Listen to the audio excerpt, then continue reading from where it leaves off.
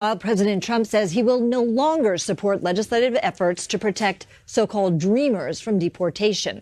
In a tweet, the president declared DACA is dead.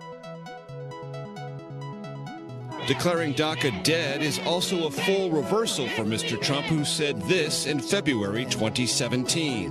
We are going to deal with DACA with heart. It's a very difficult thing for me because, I love these kids. The U.S. Department of Commerce announced Monday that it plans to add back a question on citizenship status to the 2020 census. Commerce Secretary Wilbur Ross explained the move on Fox Business Channel this morning. We've heard from people on all sides of the equation. We've done elaborate analyses within the Census Department, and we've concluded that the benefits to the Voting Rights Act enforcement of asking the question outweighs these other issues. The state of California is suing the administration, calling the move unconstitutional. California Attorney General Javier Becerra said today that it would lead to an inaccurate head count.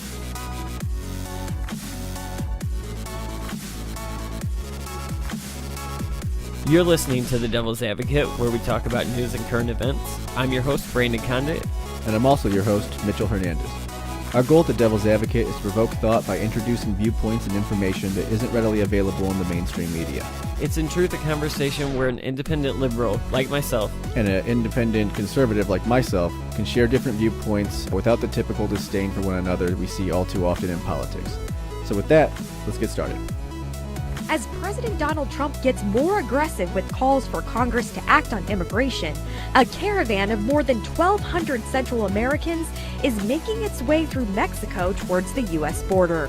Trump wants the caravan stopped and called on Mexico Sunday to halt the flow, threatening in a tweet to kill NAFTA if Mexico doesn't. The episode adding pressure on Trump, who is already feeling heat from hardliners in his own party, disappointed with progress so far to tighten the border. Trump urged Congress Monday to pass immigration policy by any means necessary. And at the White House Easter egg roll, Trump took the opportunity to air his grievances with the DACA program, which protects so-called dreamers that Trump moved to end last year. The Democrats have really let them down. They've really let them down. It's a shame. And now people are taking advantage of DACA, and that's a shame. And this wall looks good. Trump made hardline immigration policies a centerpiece of his campaign. But so far, he has failed to sell Congress on his border plans.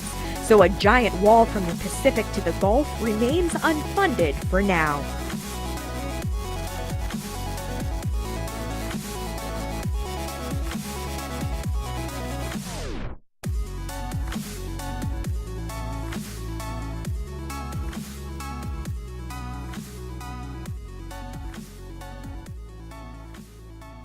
Michelle Keller Hyman. You don't know that name. I do. None of you do either. So let me tell a little personal story just to jump right into the show this week. You notice I didn't say the tagline, Frank. I learned from last week. But here's the story.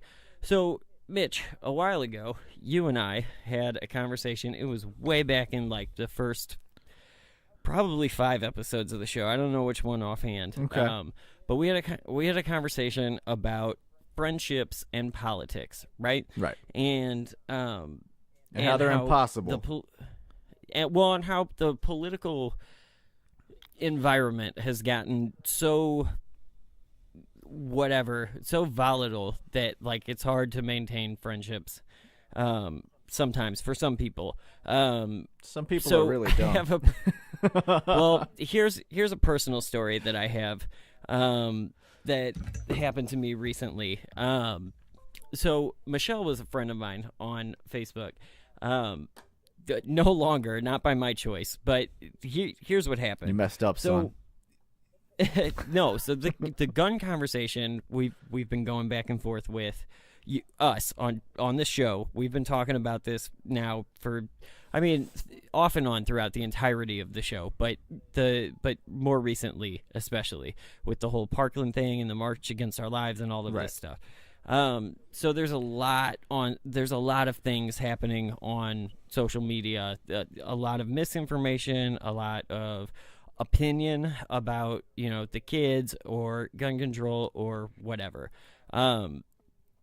So there's a post that's been going around that shows, I know that you've seen her, I can't remember her name, but she's one of the main faces, one of the teenagers that was kind of leading up this March for Our Lives thing. She was the girl with the shaved head who got shit from conservatives for wearing a Cuban patch on the day of the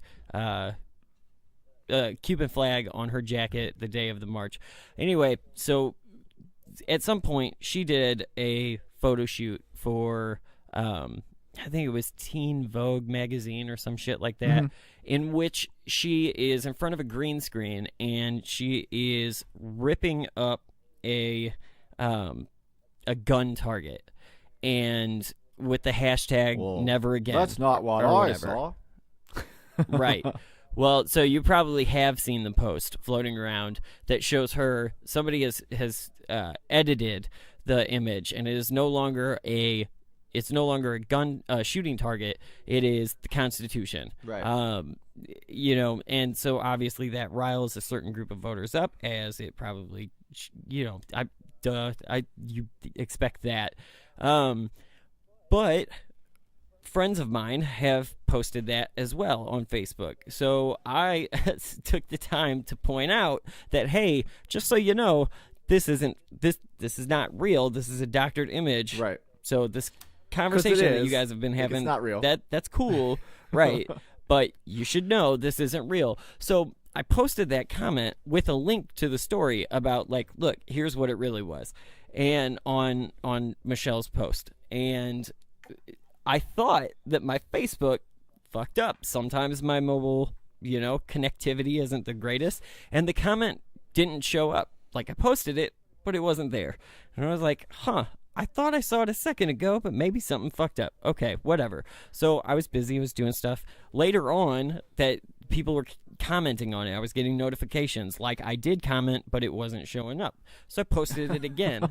And then it got deleted immediately, and I got a nasty message in my private messaging about how we're not going to agree on guns. So I'm a proud Trump voting American, gun wielding American, and if you don't like my post, you could fuck off. I don't actually think that she said I don't actually think that she said fuck off, but she basically said you can unfriend me if you don't like it. First of all, know something about me. I will never unfriend That's not going to happen. No. For political reasons. I am big enough to have a conversation with you, right, and disagree with you and not be so mad that I have to end a friendship over it. Either you best me or I repeatedly best you, or it's just a draw on different perspectives. I'm not going to get rid of any of my friends because of it. They might hate me. So basically, I was told, don't comment on my shit because we don't agree on this. And to which my response was, so basically, I think what you're saying to me is that you want to post opinions publicly, but you don't want to be scrutinized when the information is wrong. And and to which I got a big long caps locked thing about, Dude, that was when I got you should have backed off, response. Man. Caps lock is no joke. That's when it gets serious. No shit. So, but what sucked for me, and the reason I'm even bringing this up, is because I wasn't allowed to respond to the gun-toting, Trump-voting American. What I was in the middle of typing was, that's fine. I don't care who you voted for, and I don't have a problem with guns. I understand why Donald Trump was appealing to his voters when they voted for him. So none of that bothers me. But what does bother me is when false information is spread around the internet and is debated and invokes these feelings of anger and whatever when it's not correct information. Right. So but I don't care. It can have different consequences too. I mean, we saw the guy who went and tried to shoot up all the senators and, the dudes who came to Hillary's pizza party of child slavery.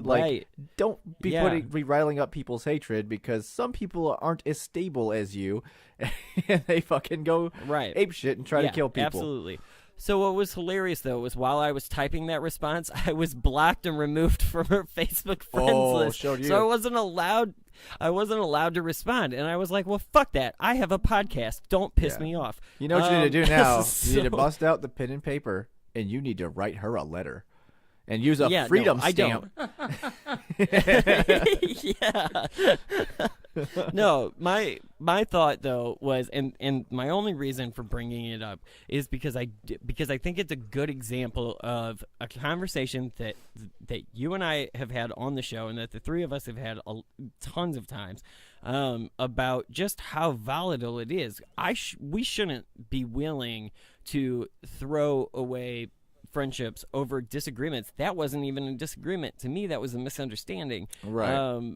But especially now, because like it's kind of calmed down. Like everyone who's gonna defriend each other has already done that during the election, and even Republicans who voted for Trump, most of them, I wouldn't say most of them, a lot of them are kind of like, all right, I'm just gonna be quiet because this guy sucks right now, and the liberals are kind of like, all right, well, we're a little bit vindicated because they're agreeing that he sucks right now.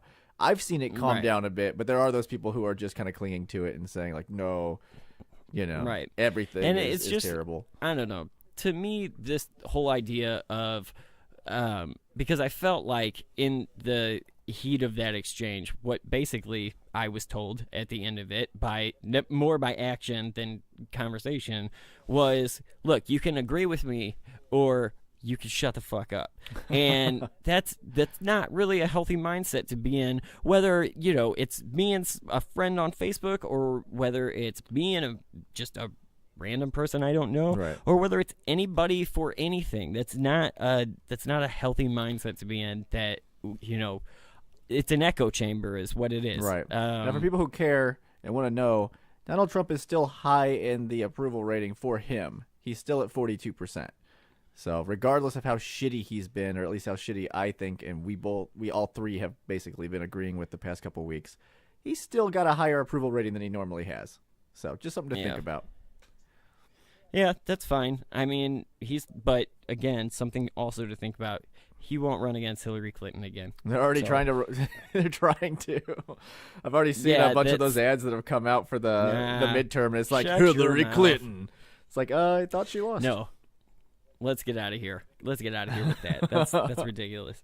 All right, so now that I've cleared that off my chest, because I've been stewing over that for like a few days, let's jump into the show now.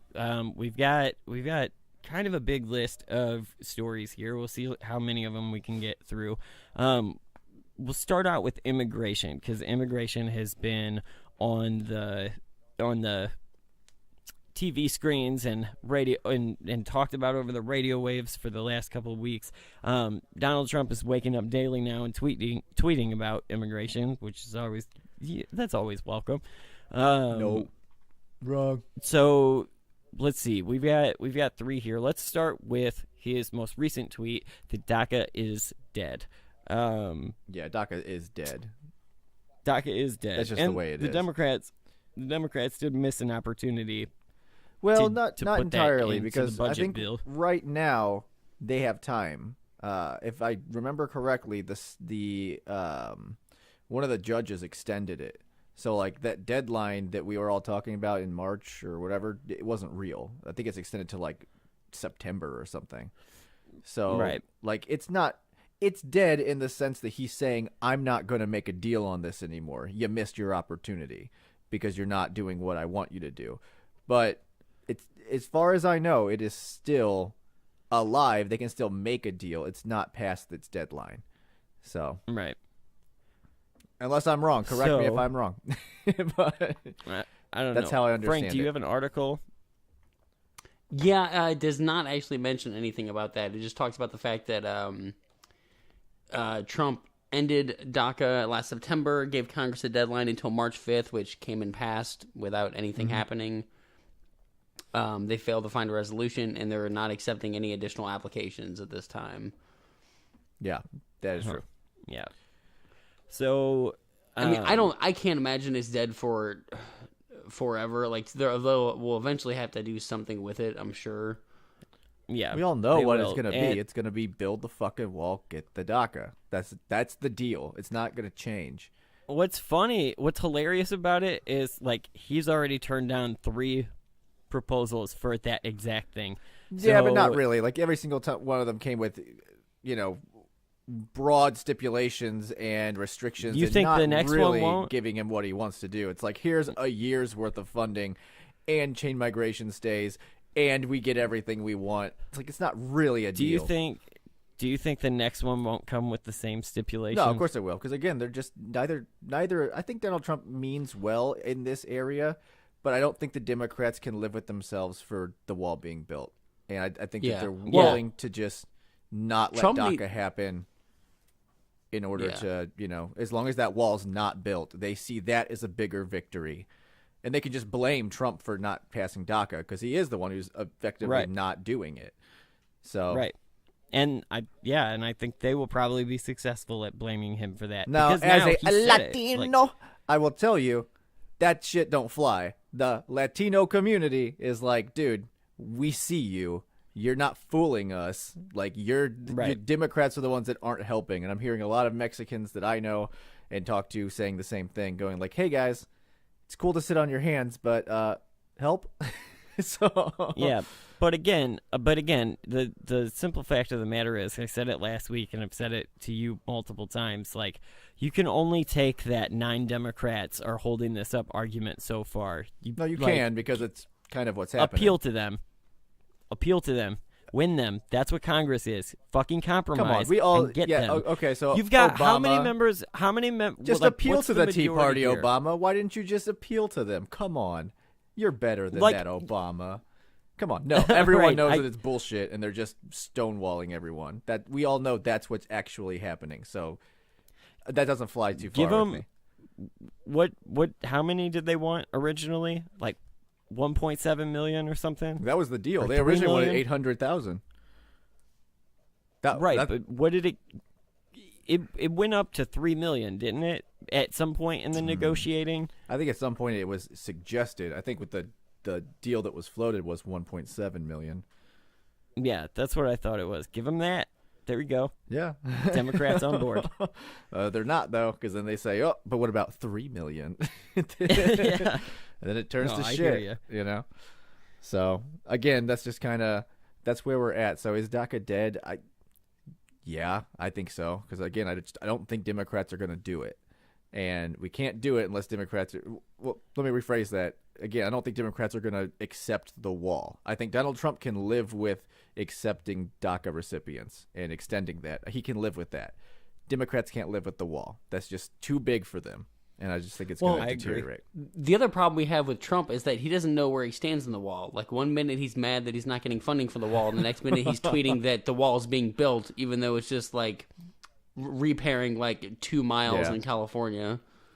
Regardless of how stupid he is when he talks about the wall, he's committed to this goddamn wall. Like, he is pushing for it. That's what he wants. That's because that's the only other thing he really talked about besides repealing Obamacare, and he failed at doing that. So it's like his last Hail Mary that he can throw. Obamacare is gone. Effectively, it is gone. There's really nothing left of it besides pre-existing. I mean, except for all the Americans that still have insurance that didn't 10 years ago. Yeah, I mean, that's fine. Like, the exchange is open, but the big thing that they were against for Obamacare, no one gave a shit that they gave poor people insurance. They cared about the mandate. That's gone. He's fulfilled the Republican part of that deal. But the mandate isn't what caused premiums to go up. That was part of it. Yeah. I mean, it wasn't. It's supposed to be the opposite. I would think adding people to the pool at all would cause premiums to go up. Yeah, especially if you're adding no poor one did people it. That was to the it. problem. No one actually did the mandate. No one actually bought insurance. They just took the penalty. And then and a lot of people just stopped doing their taxes because of it. It was like, all right, well, shit. Yeah, I know some of those people. Because it sucks. It's just it wasn't what they wanted to do. So again, the reason the premium skyrocketed is because you took 15 million of the country's poorest people who couldn't pay for insurance and was like, let's just add them in the mix. This is going to work out great. How are we going to pay for it? I don't know. And well, you don't. That was the obvious answer. in keeping with immigration and DACA, People Without Borders. I don't know if you've got an article over there, Frank. Who are these people? About this. But basically, this is an organization that is marching somewhere between 500 and 1,000, mainly Hondurans immigrants from violent areas through Central America, through Mexico, to our border to ask for sanctuary when they get to the United States. And Donald Trump is losing his shit about it. Well, He's tweeting that's where the DACA is dead tweet was in reference to. Well, because it is a big deal. There's a lot of them coming, and they did say that only some of them plan on seeking asylum. A lot of them plan on just trying to get here, and then if they get caught, then they're going when they go to get deported, then they're going to apply for asylum, which is going to take longer, go through the immigration courts. So that's kind of the open plan is like, hey, we're going to illegally come here, and then some of us are going to ask for asylum, but a lot of us are just going to try to get in, and if we get caught, we're then just going to ask for asylum at that point. That's the idea. Right. So I can understand why people who are, immigration's a big deal. Yeah, would have a problem with it because it's kind of a big deal. Right. To me, it's called catch and sense. Release. I believe that is the term they use. Yeah, I mean, to me, the big thing is that what a lot of people don't realize and remember is that it's not Mexicans that are coming over. They're coming through Mexico. They're running from the cartels in Central America. And most of them come further south than Mexico. Yeah, they're coming from Chile, and they're coming from... if you listen to Sean Hannity, it is the cartels that are coming. It's all MS-13. Well, I mean, again, they know that there are sanctuary cities here, especially on the borders. There are places for them to come in, and they can come in and do it. And again, you see very high levels of crime in these areas. I don't think it's crazy to think that it's happening. Let's not buy into they're all drug dealers. Of course and they rapists. aren't, but let's also not buy into the fact that it's not happening, because a lot of people just want to pretend that they're just little sweet 5-year-olds, and they're not. That's fine. No, that's fine. I get it. It's definitely happening to some extent. I'm not buying the extreme, obviously, which you most of the time shouldn't. That like, hey, guess what? There's 1,000 people, and probably 960 of them are gang members. Yeah, I don't know, man. Again, we're seeing gangs come by, so obviously this is concerning. I mean, we don't want just a bunch of people to come in illegally, and I know that for whatever reason, there's a bunch of advocacy groups in America that seem to want exactly that, which I don't understand it. I understand that I think that they should be treated like refugees, but I also think that Mexico needs to help out too. And not just be like, hey, we're the bridge to America, come on through. You know what I mean? It's kind of fucked. If we want Mexico's help, we should probably not have a president who shits on them regularly. Well, that's not going to happen. Peña Nieto. And besides, he's on his way out. That guy doesn't even matter anymore. But which one? Trump or We'll see, man. Again, it's a popularity contest, and he's hanging on to 42%, and people aren't polarized yet. Once they get the election, there's no other candidate yet, so we'll see. Because this blue wave is happening, and it seems to be, at least I believe that it's going to happen. And, I think you're right, but that could shock the system, and then all of a sudden you get a bunch of liberals in there that don't. Adam know what Cole, they're doing. baby. And then they're like, "Oh my God, what have we done?" That Frank does. We gotta mobilize and keep Trump in there and blah blah blah. We'll see. I'm gonna see. I don't know who I'm voting for. I'm gonna watch and see where the candidates are. See if Marco Rubio challenges him. That'd be great. Please, Marco Rubio. If he ever please challenge Trump, that would be hilarious. This is all going to depend. I can't imagine myself voting for a Democrat just because I truly believe they don't know what the fuck Claire they're McCaskill, doing. bro. She would know what the fuck she's doing if she were to run for president, but she isn't. She's running for Senate. Psych! I'm running for both. No, but she knows what she's doing. I don't believe most Democrats know what they're doing. They're really good at yelling and saying and being angry at the moment. But that's really it. I don't hear anything that they're saying. Hashtag Roy Moore. Exactly. Roy Moore didn't know anything, just how to creep out people at the mall. That's why, luckily, we didn't vote that guy in. Yeah, but, no shit. Yeah, so I doubt that, but it's going to be hard voting for Trump again, depending on how this next couple of years go. All right, so who wants to yell about the census, you dirty immigrants. It's a perfect segue too, because it completely, in my opinion, proves my point of how anytime the Republicans are stupid, the Democrats just like put their beer down and is like, I can be dumber. So this census thing is ridiculously dumb on both sides. And basically, for people who don't know, the 2020 census is now going to have a question on it that says, are you a citizen or not? Which my obvious response to that is, no one who isn't a citizen is going to be like, oh, nope, not me. Right. Where do I fill in my address? Here we go. And I've seen that complaint a lot, is that all this is going to do is skew the data that it helps district accordingly. And obviously, immigrants typically vote Democratic, so what's really going to do is help Republicans redistrict in the long run. And I've heard that theory, and I do buy into that. But if you agree with that, if you think that that's true, then shouldn't these guys not be counted? Because if they're illegal, and that's why they're not answering on the census, and therefore, redistricting things to help Republicans, that means that these guys are voting Democrat, and they shouldn't be because they're not legal. So but we've been through this though. There isn't a lot of illegal voting. Like, that's not a thing that happens. So they might redistrict in a way that that helps Democrats, but they're not getting more votes from it. They might be getting redistricted in a way that helps them, but I don't think they're benefit. Yeah. But again, to me, that looks like it's illegal skewing the system for one party.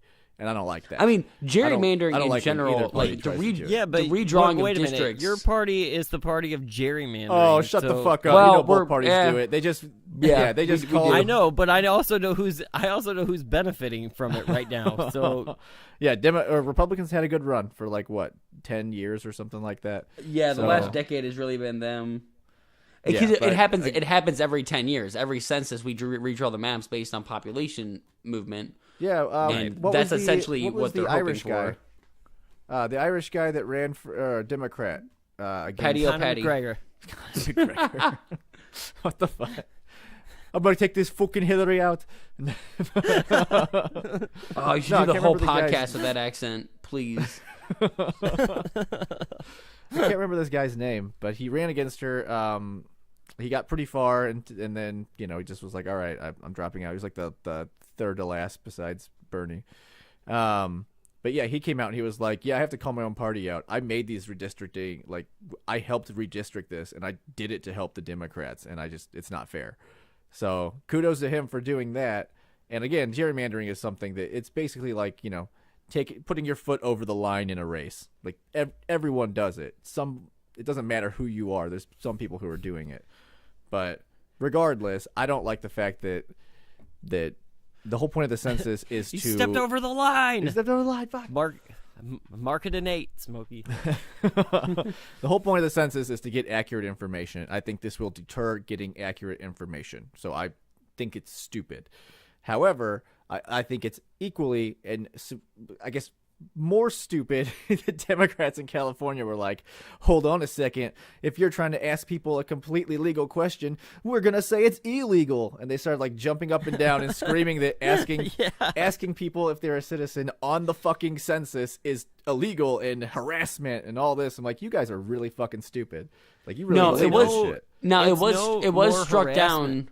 It was struck down in the 50s because they saw it as when there was a wave of trying to get rid of discriminatory laws, and that went because it was considered a discriminatory law. So it has precedent of why we don't ask anymore.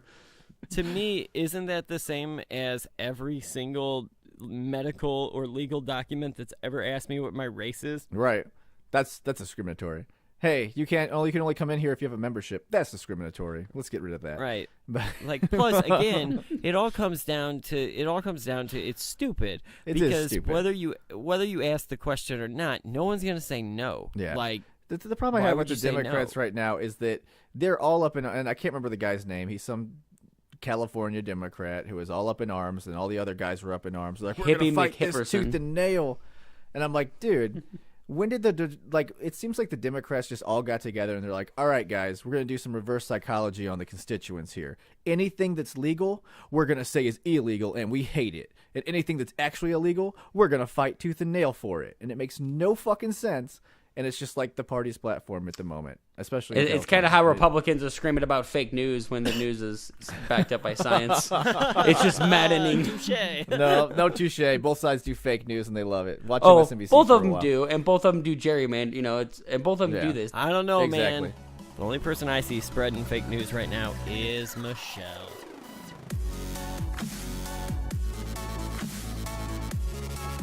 It is the latest round in an escalating trade fight between the world's two largest economies.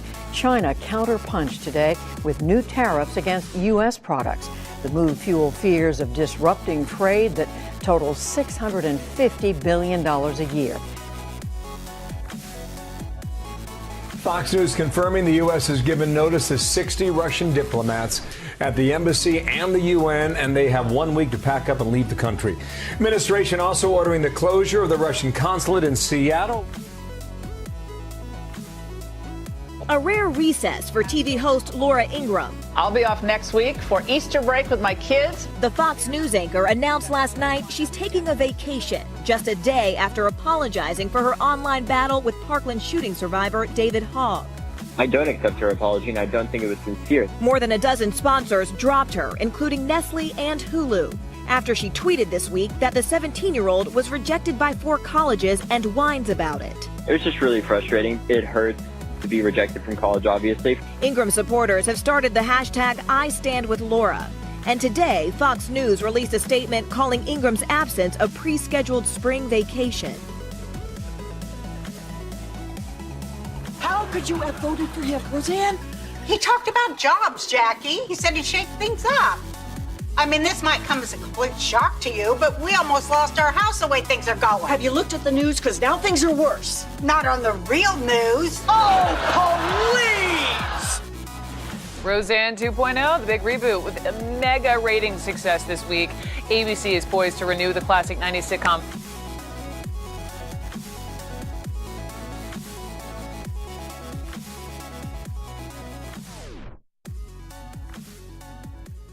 All right, now I guess let's get into the rest of the week, and let's stick to, I guess, more like foreign policy. If you can, I guess immigration is the opposite of foreign policy, so let's get into foreign policy.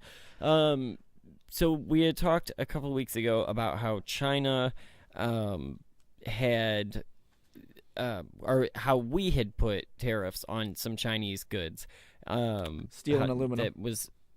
That was a move that Donald Trump had made, and now this week we're seeing that China is responding, and I believe the number is 128 of our products, of our goods, are having tariffs levied on them. But I know Frank has some stuff on it, so I'll let you read a little bit.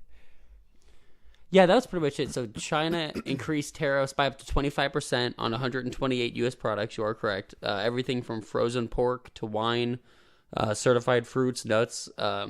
So this isn't escalating a dispute between the world's biggest economies, and that's because of obviously we tax steel and aluminum. Right. The tariffs, which took effect as of this recording last Monday, I believe, or the Monday before, they amount to up to like $3 billion. So it is a pretty big deal. Yeah. And I guess there's people wondering if there was going to be retaliation. So you can quit wondering, because there is. Yeah, Trump already said he's going to hit the tech sector. So we'll see another big plunge in the markets. So that'll be fun. Yeah. And we'll have to see if a trade war is easy to win like he thinks it is. Remember a guy that sounded like me several months ago that was like, yeah, so the success of the stock market is great if you're the president, but you probably shouldn't tie yourself to it, because when you go fucking shit up, you're still tied to fucking shit up. Yeah. Now let's be clear. The stock markets aren't doing poorly. Let me be clear. Let me be clear. They're down like 4% on the year, so they're not terrible. They're just not as good as they were. Well, that's the Dow that they're looking at. The Dow is just the average of the top 20 companies, and if you've looked, a lot of these companies have had major scandals like Facebook that have really hurt them, and then Amazon dealing with Donald Trump's blowback, calling them out for not paying any taxes, which is extremely ironic. I'm stuck between a rock and a hard place on that one, because it's like he's right, they don't pay taxes, but he also didn't pay taxes either. Yeah, right. And Kinda it's hard not to goofy. see it also is like you getting back at the Washington Post because the same It guy is. owns both. Yeah, but regardless, Yeah. and I use Amazon all the time. There is a lot of shit that they do that, isn't. Oh yeah, and here's you can't deny the fact that they're putting out putting smaller companies out of business. But here's the thing with Amazon. Yeah, but you too, gotta pay is that taxes like though. the like. If you're not yeah, paying taxes, it is bad. that's kind of a huge drain. It is. But there are so many other companies that should be included in that criticism by the president that aren't. So it's not a step far enough in that sense. And it's the whole thing with Amazon is vindictive. It's not about Amazon. He doesn't give a shit about that. Yeah, but it's he about even- Washington he Post. said- 100%. Yeah, I mean, And he even said things that were 100% 100% wrong. You know, he we know that it's made about a claim that they lose money on sending packages through Amazon. They don't. They don't. They don't have to. They gain money. Yeah, they're going to lose Right, but money because Amazon is investing in their own logistics company. So they're going to switch over from FedEx and UPS to their own company and just cut those guys out. So they're going to, but they don't yet. And that's Right, where he. but he- Trump just has this. Trump has this thing of My point- saying stuff that's like half true, like 52% of women voted for me. No, that was white women. Like you have to qualify it. It's not really true. My point, though, is that just both like the can women's be march true. because no Republicans were there. That's fine. They're not real women. They don't count. I think though that like it should be pointed out that both things are true. Like it is bad Yeah. that Amazon operates that way, and it's bad when any company operates that way. He's the richest man in the world as well. Like he's dethroned Bill Gates. But you have to. That's what you Donald Trump's cannot upset about. Yeah. You can't set aside the fact that if it wasn't for the fact that he also owns the Washington Post, this probably wouldn't be happening. So to Amazon, because we were talking about to Amazon, right? the tariffs, and we got onto Amazon because that's important. Like, not everyone is doing poorly in the stock market right now. I mean, most people aren't doing as well, but a lot of places just have zero gain on the year so far. It's only been 3 months, so depending on where this goes, the problem is you don't know. You don't know what Donald Trump's going to say to make it go down again. So you can rally up, as the stock market has been doing, rallies up for 3 weeks and go, okay, now I'm back to 2% return on the year. Awesome. Better than nothing. And then he says something stupid and slam. In one day, you can drop 5% and lose all those gains. So is this going to start a trade war? I think it will. And again, a trade war isn't necessary. We do have a huge deficit in trade with China. This is something that every president has talked about and has been needed to be fixed. I don't know if this is the right way to do it, but clearly everything else that they've tried isn't working. So again, I keep equating this to going on fourth down. It's if you don't make it, you are the biggest idiot on the fucking in the game. You're fucking stupid. But If it you works, don't- it's a miracle. So if you don't make it, do you think Wall Street then turns on Trump? Do you think like the gains they're making from what they thought he would do are not going to outweigh what he says on a daily basis or tweets? Yeah, I think that they've already kind of turned on him just because we're in a correction, or we're not officially in a correction, but we're in correction territory. It's going to have to happen at some point, and he's added a lot of volatility into the market. Before he was the opposite. He was the stabilizing factor that just kept no volatility in the market. Everything. If you look at every single stock and you say, let's see what happened in the past 2 years, you will see just as soon as he's elected, just a upward trend on every fucking thing. Now, not so much. Some things are doing okay. I guess they kind of doing thought much they've worse. gotten all. Yeah, they think they've gotten all they can out of Trump, and it's kind of time to move on. Yeah, because again, economics is one of those things that takes 10 years to figure out. The market, you can figure that out by 5 o'clock. You can figure out what happened, what went wrong, when, what the reasons for it either rising or lowering were. So, and he's very reactionary. So it's easy to assign blame to him because it is his fault for a lot of these things, for both good and bad. So now, I don't it's a think combination that of they have him and then constant scandals we're seeing, which are nothing new. But when you combine it with the president, who's also very volatile when he speaks and has a tendency to fluctuate a market. They don't really go. They don't go too much into the markets on that one. When he got a new sex scandal, he just rises in the polls. Like that's all that happens. He's there. been pretty much He's been holding steady for, around that 42%. Every time there's a new, go and check every single day. Like, look at the exact dates when each new allegation comes out or whatever. He rises. It's really weird, but it's true. For whatever reason, people like him more when he's got a sex scandal going on. And then he does something stupid and it dips a little bit, but he's been kind of hanging out. So do you think though that like what I would think then is that there's probably still an invisible 2%. Like, so let's say that he's always hanging around 40, and when he does something crazy, he jumps up to 42. That means that 2% is there. They're just not as fucking loud about it when he's not doing crazy shit. They're not rooting him on. Yeah, at that point. Right. So and basically, the other they way just have as to well. wait till Tuesday, and then he'll do something fucking. Other people are dumb. just kind of, just putting up with him, and then he does something stupid, and then they become vocally against him. It kind of goes that way. But again, when it goes back to the markets, there's two ways to look at it. So yeah, it dips a whole lot, but if you have a lot of money, like what he just did to Amazon, there's no better fucking time to buy Amazon than right now, because they're not going anywhere. They're clearly going to be good, and now their stock is cheaper than it's ever been.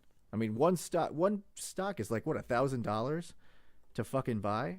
It's ridiculous. I mean, can you say the same thing about Facebook, that it was like the best time to Absolutely. buy Facebook, 2 weeks ago after? Well, no, Cambridge because it looks like Analytica? Facebook has really been hit. Like, people are actually getting off That's of the danger Facebook. you take. Because if it goes too far, you end up hurting your own brand. Yeah, so again, there's always risk involved in the market. But I think that Facebook, I couldn't believe it about a few months ago, but now I think it's going to be starting to go down.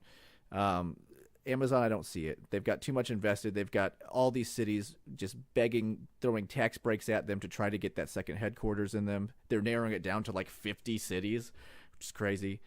They're opening their own logistics company. There's just really nothing that says, and he's the world's richest man. So yeah, they wiped out like 45 billion in a day. that sucks. But again, when it comes down to it, I just don't think it's enough. Well, you look take at things Facebook. down. Didn't Zuckerberg lost like 10 million in 24 hours because of the scandal? Well, then he fucked up and he didn't. Yeah, and again, that's the one that just I don't understand, because we all knew that was happening, or at least I thought we did, but apparently no one did, and now they're really upset about it. This is shit that the tinfoil hat guys. The problem is that's problem specific. Is we misreported on it last week when we talked about it, and like we don't. Well, way to go, report guys! on shit. Damn. We talk. That's about what happens shit. when you're not here, Mitch. You can't correct That's what us. happens. That's I what know. happens when you don't have journalistic integrity and you're having a conversation. But no, it's a lot easier here's to. the thing. And here's what we didn't do is we didn't explain, because Frank, you had made the point that they were saying that 50 million users were affected, but there was like a discrepancy between numbers, and like there was and on their own 200... on their website they claim 250. Right. So million here's what users is happened, what they used. and here's what happened, and here's why people are pissed off. So this all happened because like people took a quiz, right? We talked about it last week. Somebody took a quiz, and basically it asked for that user's information, but what it got access to was that user's friend list information as well, and so basically it wasn't just taking. It wasn't like, because we all do that shit where we add an app and it's like, hey, do you allow it to? Like, yeah, yes, whatever. Fuck I want to fucking play. Right. So we do that, but like that should not. That's on us. That's our bad. We should read that shit, but it should not take our friends' shit. As a result, that's like so for every person that did that, it had access to. Well, also it did not 200 friends or 1,000 friends or whatever. Well, it's a long list. The app for Facebook right now, because they had that. They had Cambridge Analytica. They had the Russians, which they obviously knew they were being paid in rubles. Duh, they're fucking Russian. So they had a lot of. It's not like it's one thing. This isn't the only thing that. I bet Zuckerberg wishes that he had a fucking salary now. He's probably sold all his shares and is going to his gated off island. So I think he'll be fine. No shit. Where he has a wall to keep him from the community. Bastard.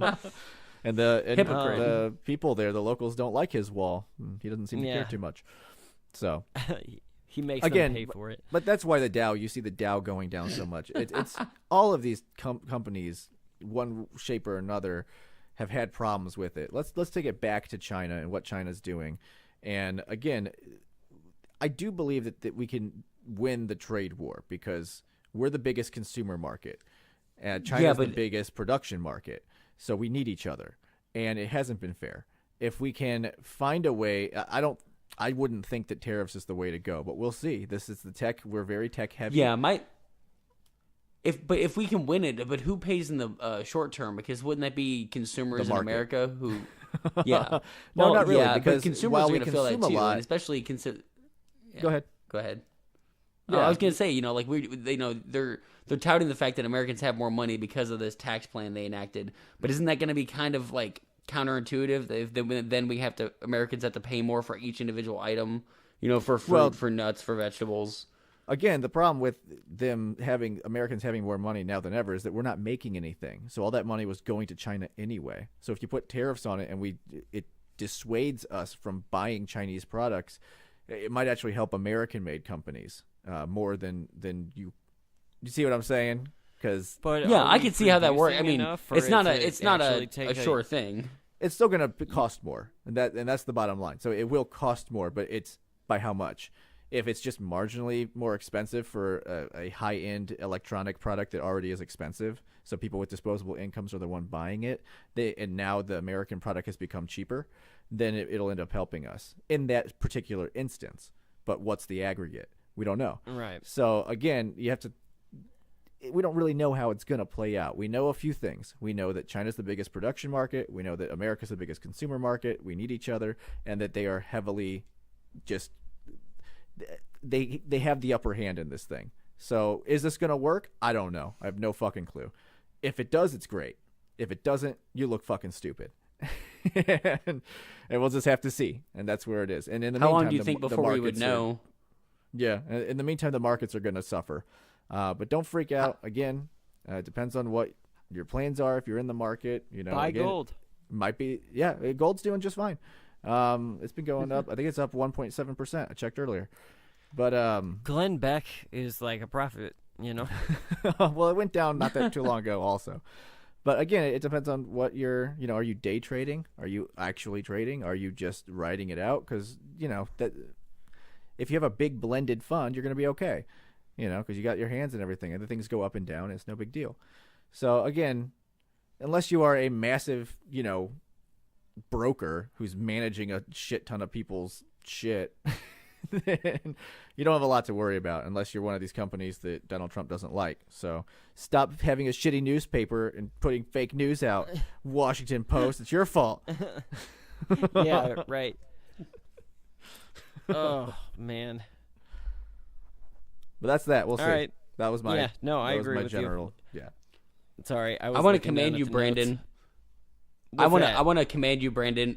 Mitch said that's the bottom line, and you did not say because Stone Cold said so. And I know that must have been hard for you. What a dunce! I set you up, man. And you didn't. You could have spiked that ball. The reality of it is that I was probably saw Stone Cold on the TV in the background and was just like, yeah, okay, that's what I was thinking too. So, but. So that's how he loses all of his arguments. Yeah.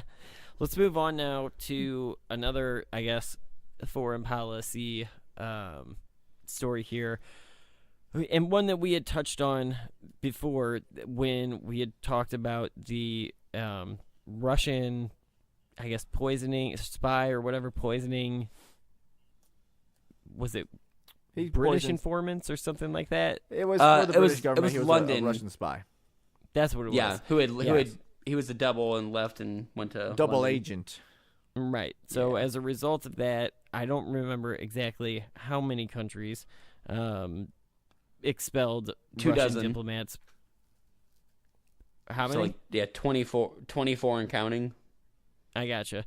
I knew that it was high up there. And so we now have responded as well, and Donald Trump gave 60 Russian diplomats 7 days to leave the country. They're actually already home. To that. Yes, they are now. As of this recording, they are. Yeah. So, is that the right response? is that good enough? What do we do now? No. Dude, we never fucking learned. I mean, shit. How many fucking times we gotta do this dumb shit? Russia comes out and does something terrible, or some other country does something terrible, and we go, oh, we don't like that. That's what we don't like. Let me kick out a couple of your ambassadors. And then Russia goes, I do not give shit. Do whatever you like. And we go, oh, okay.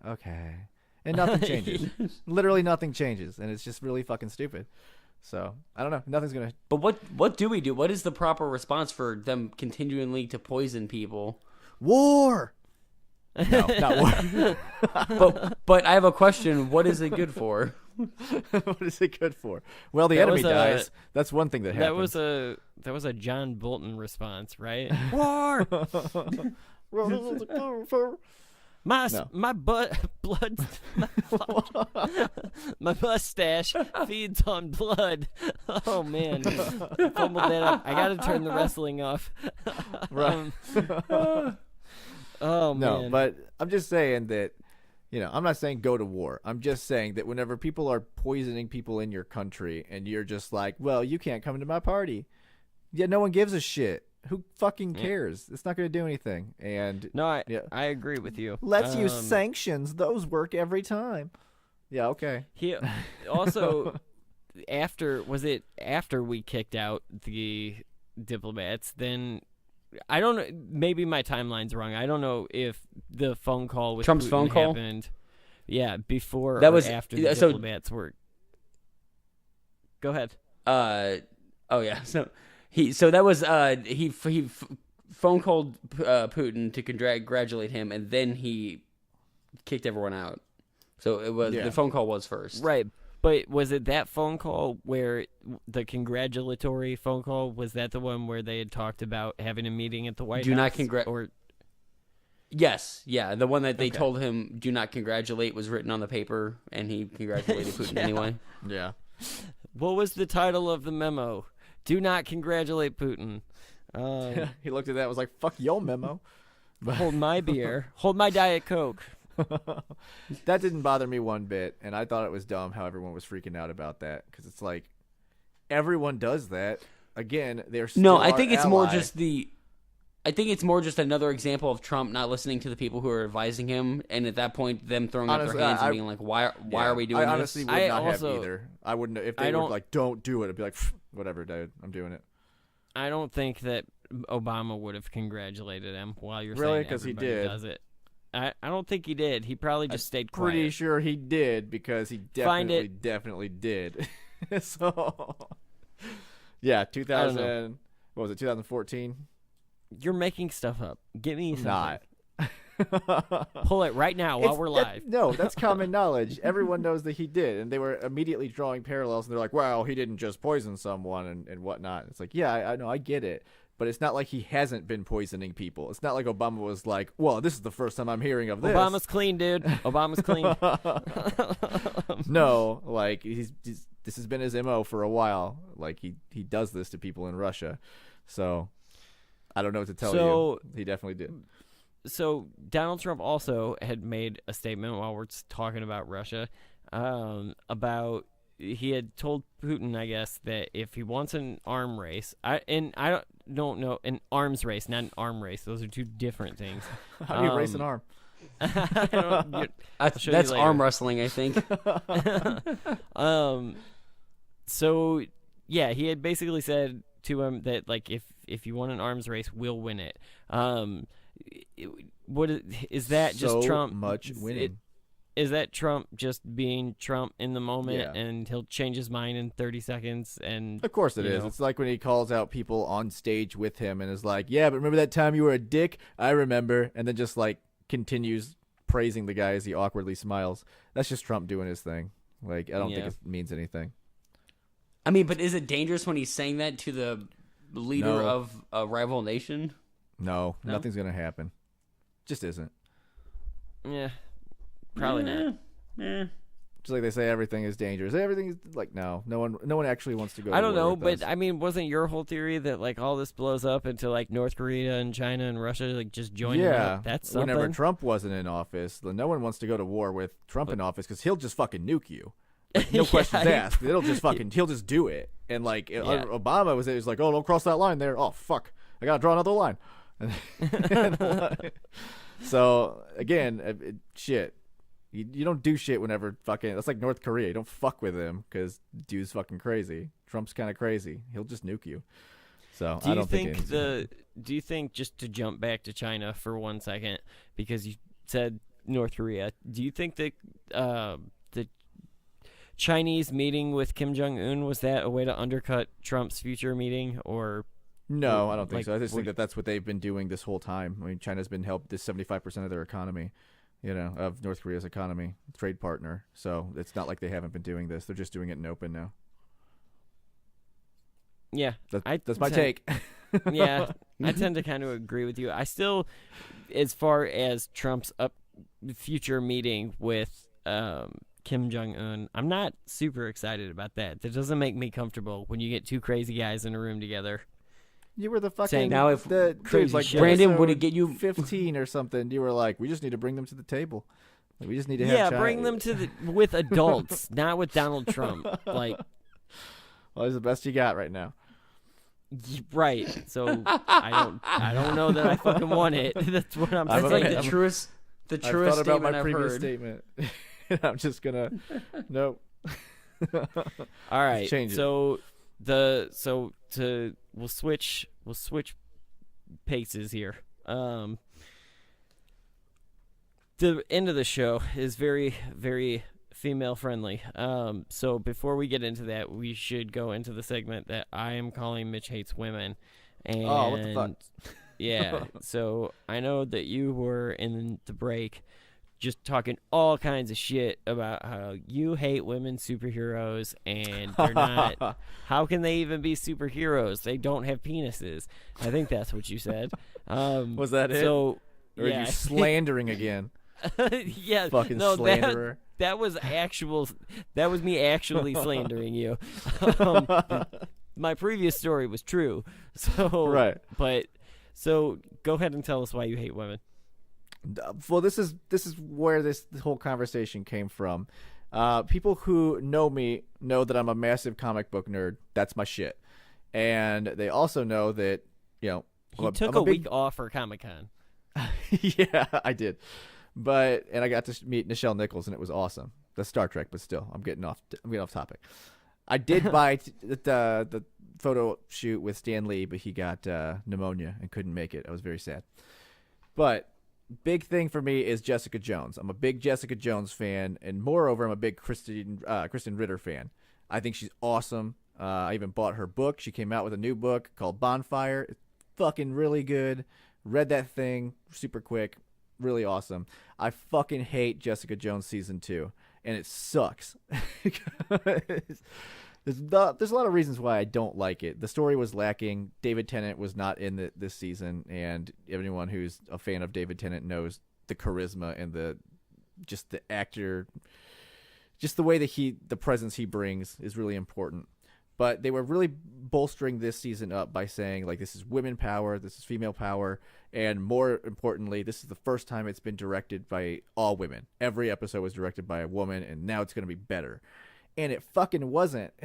And it sucks because I just keep seeing people online, and, like, half of them don't know what to do. So there's, like, dudes who are just like, hey, I'm sorry, I really don't think it was good, and just immediately being attacked. And then there's women that I know that are feminists, and they're just claiming it's really good. And it's not. It had a very weak plot line. I don't want to ruin anything for anyone, but if you watch the first season, you know how strong David Tennant's Purple Man thing was. It kind of is really not good. So, yeah, I don't know. It kind of sucks because that's something that's dear to me, and I feel like I kind of can't say it because if you say it online, they're just like, fuck you. It's right. like, no. Well, I'll take some heat off. I thought that's for a what second. Yeah. Go ahead. I thought profanity is what you got when you mentioned anything online. Right. Right. Oh yeah, talking online was.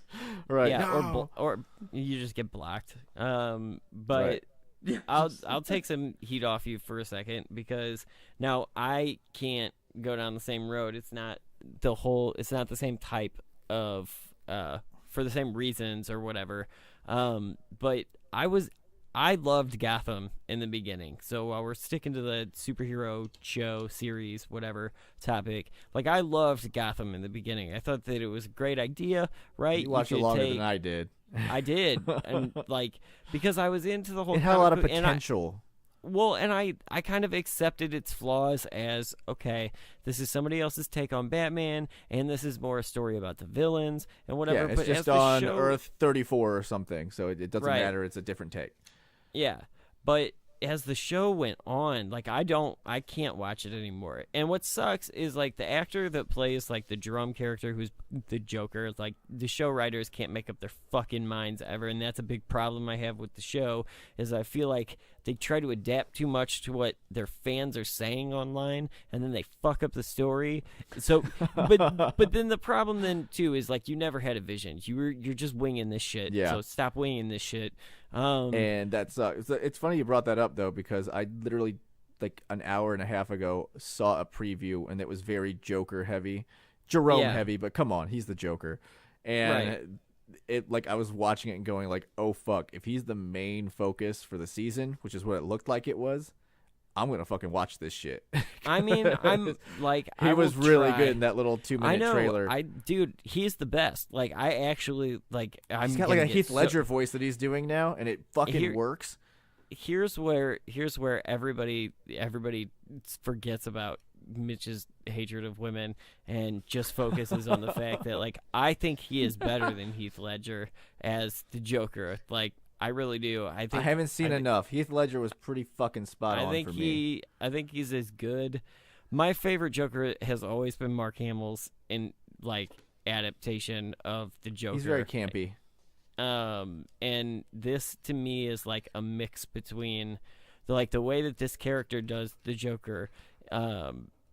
It's very much Heath Ledger meets Mark Hamill, and I think he's. I actually TV, like so he's him still the like best. TV Yep. campy, but he's got that Heath Ledger fucking terrifying quality, at least in the trailer that I just watched. And that's why I stopped watching again. They just went so off the rails for me with Gotham, where it was just like, all right, you guys aren't even making sense. Like, you just changed Poison Ivy from being 8 to being like 24 because fucking Suicide Squad came out and you needed a sexy bitch on TV. Like, let's just face it, man. DC doesn't know what they're doing, whether it's the DC EU or the DC fucking TV division. Like, they came out with one really good season of Arrow, where there was like 2 good seasons of Arrow, one really good season of The Flash, and that was just fucking it. And it's because they took their time with it, and now they're just like, oh, we got to pump it out. We got to, oh, people like Harley Quinn movie, get going on it. Oh, they don't like it anymore? Fuck, we got to do something else. They don't know what they're doing. Ben Affleck's being sad or something. And it's just like, I could go on for fucking days about the mismanagement by, is it Fukushima? What's his name? The guy who he's in charge of the DC unit, but he's no fucking Kevin Feige. Dude, you're way more of a nerd than me. I have no idea. Like, well, what? God damn it. No idea. but I do agree with you that DCEU, like, yeah, we could do a whole Get podcast your shit together. On, like, what the fuck? Jesus, man. Yeah. But we won't. I think we've derailed the show enough on the nerd Same to shit. you, Jessica Jones. Get your shit together, because there are some good Jessica Jones stories out there involving Power Man and just all sorts of cool shit, and Heroes for Hire and Danny Rand, which you've already ruined as well. So get your shit together, Marvel. I know you're listening. Yeah. So now, switching from Mitch's hatred to a woman that I hate, but for different reasons, Laura Ingraham is on vacation, and she'll be back. You think so? Fox already came out and defended her, like today. That's who she works for, right? Yeah, I mean, it is. So maybe you're right, but to me, it still feels like the Bill O'Reilly vacation. Like, no, I can't remember what the statement said, but it was just like, we're not bending to, political. I have the statement. Wow. I can't remember exactly what it said, but it was something along the lines. So the statement was, we cannot and will not tolerate voices or allow voices to be censored by agenda-driven intimidation efforts. Yes. And I agree. Fox referring to her. I don't like Laura Ingraham, but okay, I do agree that I don't think it's an agenda. I mean, come on, of course it's an agenda. It was a ridiculous backlash for something that she said. Intimidation effort. Like, of course there was. He immediately came out. She with said, like, here are all of her. She said something her about him donors. first. What? She talked about him being rejected by schools first. Who gives a shit? Who the fuck cares? And then he whined about it. Well, who gives a shit if a kid wants to protest a Fox News host? Yeah, but again, it's for the same reasons. He It's was not just like more he's a fucking successful. saint. It's not like he's a saint and she's the evil one here. They're both being stupid. And the only one who has really impressed me is what's the girl's name? The shaved head. Gonzalez. Who? Or Martinez. What's her name? I don't remember.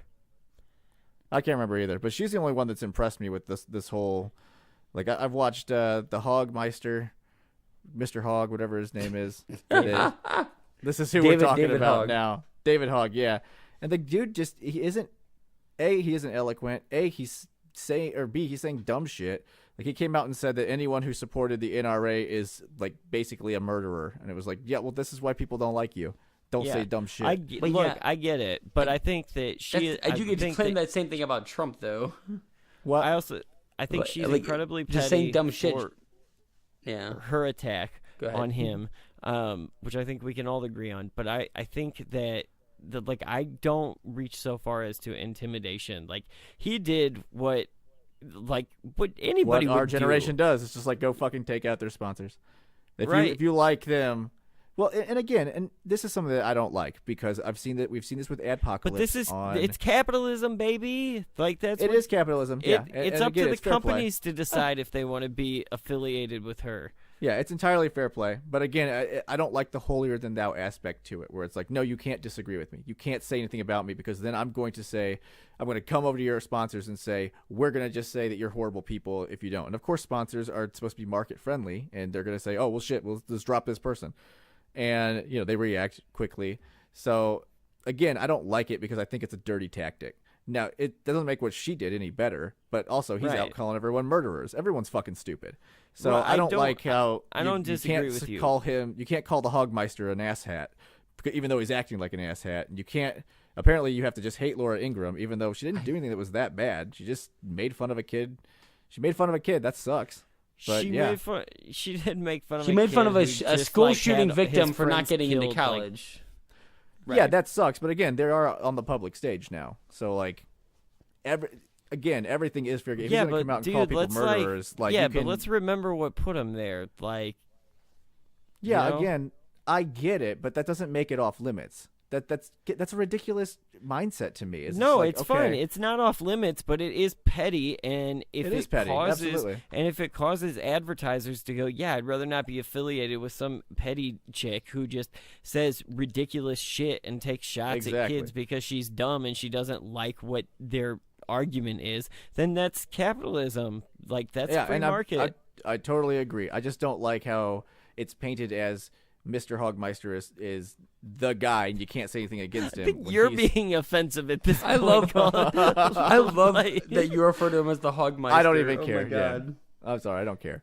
But yeah, it's just like online, you just can't say anything about this kid. And I'm watching this. I've watched like 4 interviews with him. I'm like, this kid's just no. You can a bunch say of stuff dumb about shit. him. I think what your complaints about him, calling people murderers and having misinformation and shit, like those are all fair things to say about any of those kids. I can't remember no what her matter name how is, they but got put onto the stage. But when you're just taking shots, when you're trying to low blow somebody just because you're being a dick and you don't like their agenda, then that's what he's doing too. Here's the consequences. And that's the whole point. My whole point is that it's all fair game. So it's fair what he did. I think it's a dirty play, but she was doing a dirty play too. So I think that all of it is fair. I just don't like the holier than thou aspect where they're trying to claim that one's better than the other, and they're not. Everyone's fucking stupid here. I mean, that's fair. I can meet you there. But so what is this? Because the one that I really have been impressed with, the only one of these kids that have come out, and they're not the only kids, guys. That's the thing that I keep seeing as well. It's like, oh, these kids are doing it. It's like, no, you guys have censored all of the conservative kids that have come out and started talking. They just don't play those guys because they're there too, and they're acting like these are the only 2 people. But the girl really impressed me. She came out during that march, and she had a really powerful moment where she, instead of giving her speech, she was silent for the amount of time that the shooter was shooting. It was 6 minutes and 17 seconds or something like that. And then I really liked, I can't remember exactly what she said, but I really like how she followed it up. Like she came out with, she's not just name calling, she's not just being rude. Like she seems like she's actually got things to say. So she was I like the one that who chick. was she was the one who was depicted ripping the Constitution. Yes. And I can't remember. Yeah. I keep thinking Emma Gonzalez, and that's not right. And I keep thinking it, and I keep searching it, and it's not showing anything up because that's not her name. But yeah. Yeah. I don't know. I had originally thought, I didn't know that was Fox's statement on the thing. She'll be fine. So I do agree with you. Yeah, she should be fine. The way that when I first walked into this story, like when I first saw it, like, oh my God, all this, they're abandoning Laura Ingraham. I was like, oh shit, what'd she say? I was like, that's it? That's fucking nothing. Yeah, I don't think it was anything. I just think it was a dumb thing to say about somebody in the situation. Like, and I think it's like, oh, Devil's Advocate made fun of, I don't know, someone we always make fun of. No, I agree. That's why we don't have sponsors right now. Like, did you hear what Brandon said about Alabama? That's right. So again, it's how much right. hate are, and it's a good thing we don't have sponsors, because a few minutes ago no one corrected me when I said that bitch, but like I shouldn't have used that term, right? Like I did cringe. I will go on record saying that. Everyone who's listening, put Brandon on blast because we need to lose some sponsors over this. Yeah, right. No, man, I like, if you like listen to it back, I said it and then I just got quiet and was like, how do I address it? Fuck, I'll just wait. Like, well, I won't sponsor you anymore, so don't sponsor me. Deal with that. I don't want you to be my sponsor anyway. You're no fun. You don't let me do the things I like. So all right, so let's get into another one. Frank, I'm hoping that you have an article on this one. Kellyanne Conway, is she the leaker? Is this the Washington massacre? Who knows? I do. The answer is no. You don't think so? So this story is, there's an author, Ronald Kessler. He has a book coming out called The Trump White House, Changing the Rules of the Game. And he asserts in this book that she is the leaker. Kellyanne Conway is the reason leaks are still happening. Who's saying this? So, who is it? I'm sorry? You saying someone's claiming that she's the leaker? Yeah. It's Ronald Kessler. He wrote a book called The Trump White House, Changing the Rules of the Game. That's coming out. Oh, is he Fire and Fury Part 2? Yeah, basically. No, it's actually it's a very pro-Trump book. He defends Trump, but he claims that Kellyanne Conway has been the leaker. So it's Fire and Fury from day 2 presented from the other side. Like, right. That's what with it all is. It's Fire and Fury 2. Like, Trump's he really revenge. does have the biggest dick. It's the biggest. I've seen it. I was thoroughly impressed. I don't know why the author has Trump's voice either, but I imagine all Trump supporters the author. do. It's a new order. Everyone Trump, has to talk he's, like Trump. He's pretending to be his own biographer. It was so big. That's right. No, I don't think Kellyanne Conway is the leaker. I don't think she is. No. I don't think she is either. I hate her. I do not like Kellyanne Conway at all. But I think that she is one of his most effective tools. And while I don't like her, I would hire her for my team because I think she is effective. I think she's like Sarah Sanders in that respect. That like, I like Sarah Sanders. It doesn't matter how much. don't. It doesn't matter how much truth you say to them. They can look you in the face and make the truth seem like a fucking twisted mess of words. Where you're like, they're really good at lying and bullshitting, and that's effective for him. So I mean, obviously, anyone in Sarah Sanders or Huckabee Sanders, whatever her name is, they're part of the spin team. Both of them, Conway and Sanders, are just White House spin team. Like, but just like anyone in that position that that we've seen it. Yeah, exactly. They always have their talking points and whatnot. And I always feel really bad for her because they are just vicious to this woman. And she strikes me as a pretty genuine person, regardless of her position. Yeah, but the fact of the matter is, they're the same way that Fox and the conservative media is to the Obama White House. They're being lied to, no matter who. And they are. Like, the media is being lied to because they're... Yeah, I mean, that's the who whole the fuck point would of get that up there and position. tell you... Right, who would get up there and tell you what's really going on? That's, like... which is They have funny their because talking if points to stick to it. if you remember at the beginning of the show, we like a year ago, everybody was all pissed off about how like, oh, he's not doing daily briefings anymore. And now a year later, we're going, well, they fucking lie anyway. So do we even need them? If you remember, I'm sure I've said it on the show before, where I was like, we don't even need this position. I don't understand why we have it, because they do have their talking points. They don't change. And now, especially more than ever, it's just the media coming in there to fucking dick around. But I do think the reason that we need them is because if they weren't lying to us, we would have no details, and no details is scarier than being lied to. Just open a Twitter account, and there you go. You've got everything you need. That's fucking horrifying, dude. Like, that's true. Have you read his going. Twitter account? Yeah, you think it's going to be any different when the next president gets on? They're going to take Twitter and do the same thing. Not in the way he does. No. Yeah, I love DACA. I hate DACA. But they're still going to use the platform. You don't need this fucking position. Like, it's stupid, in my opinion. Oh, that's very true. I mean, Trump used Twitter, but they used it in a much more like the way an Arby's would use a Twitter handle, you know? A corporate cleaning over it. Yeah. Right. So, yeah, I don't know. So, all right. I've got one more story, and this is actually the story that I've been excited about for the entire week for a couple of different reasons. So last week, Roseanne re-debuted. They brought this back to ABC, and as everybody knows by now, because 18.6 million viewers, which is fucking huge, that it was very, very political. The Connor family are Trump supporters, except for Aunt Jackie, and I guess not probably. Well, not even Darlene. the Connors. I would say like only really Roseanne is like made out to be a Trump, and they never say the name Trump or Hillary exactly, which I love. Right. You're right. They just say he and she. They use the pronouns. Actually, ironically, the only person who gets a mention by name is Jill Stein, but she's turned into like a essentially a punchline, which I guess kind of is. Which was actually it was a hilarious punchline. Like I appreciated that joke a lot because for anybody who hasn't watched it, go watch it, and then we'll probably address it at some other point too. I don't want to spoil it because I actually haven't. It's a 2-part episode. I've only seen the first part so far, but I feel like I've seen enough that we can get through this. So the reason I was excited about this initially is because, first of all, I thought it was coming back to Netflix. I didn't know it was coming back to TV, so I wasn't expecting there to be a huge story the day afterwards. And the so there was that.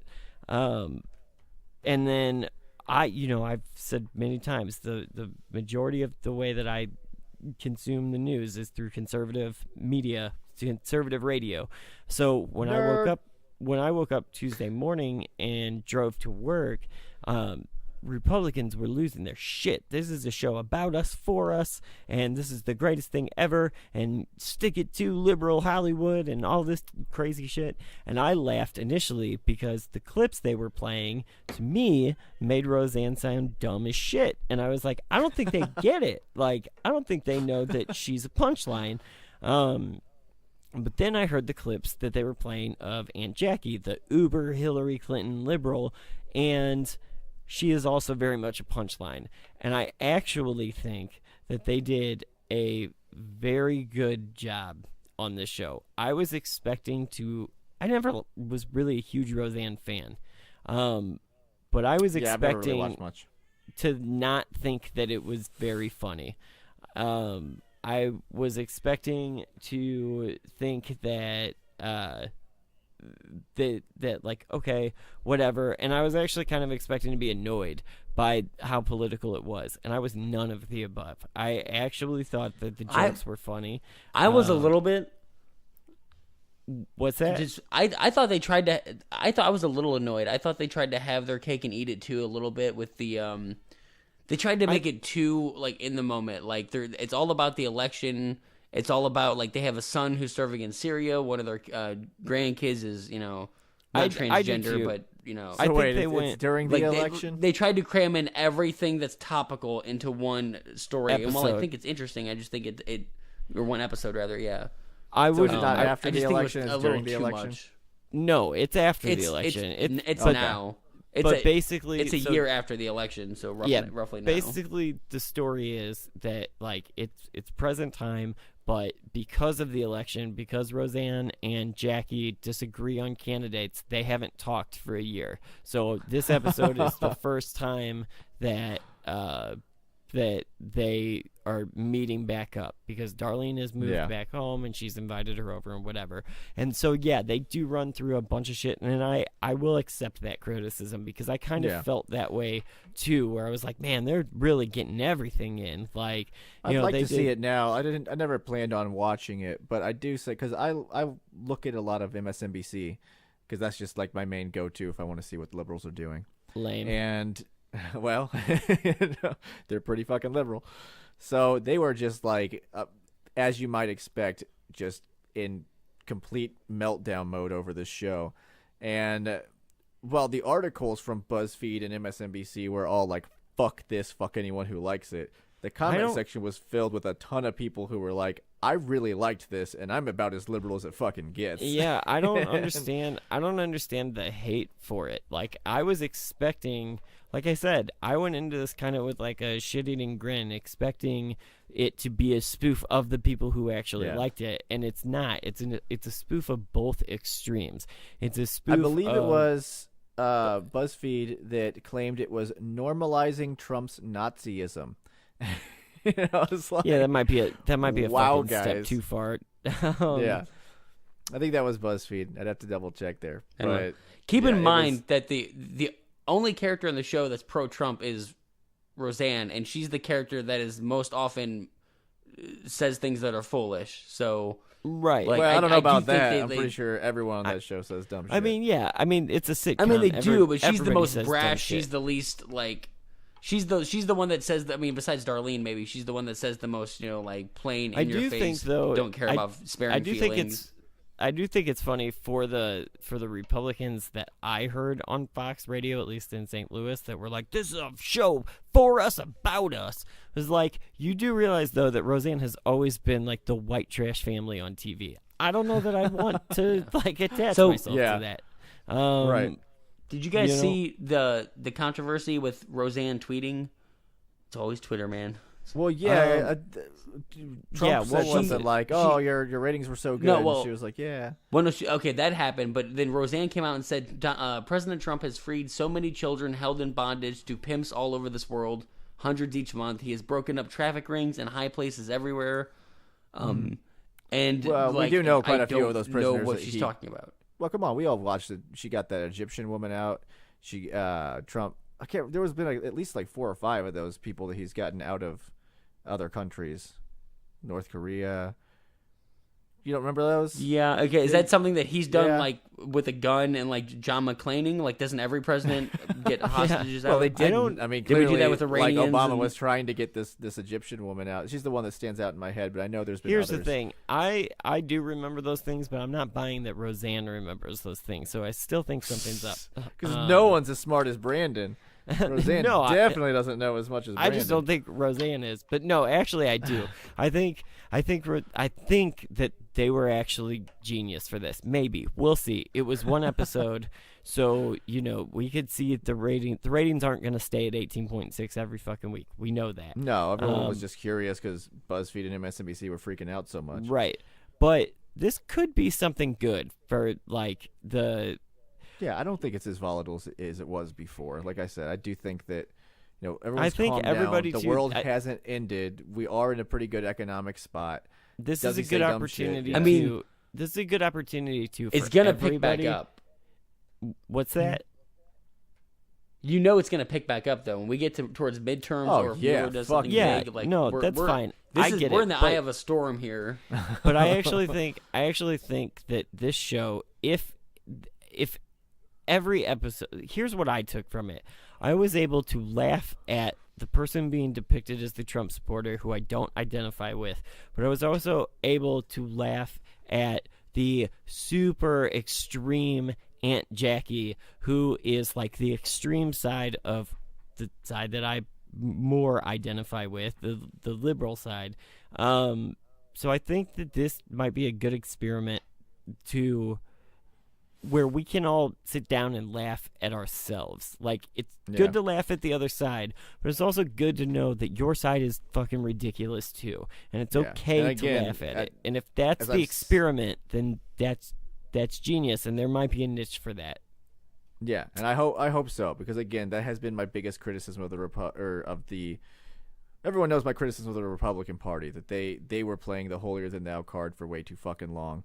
But I think that now the Democrats they're doing that now, where it's not I'm right, it's I'm righteous, and you guys need, and I think the Democrats need to sit down and be like, okay, some of the stuff we say is silly, right? But I think, we can't laugh at it.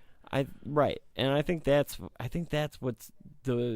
what'll be the interesting experiment here too, because I was talking to my dad about it, because my dad had watched Roseanne a little bit, when it was on, but not too much, but.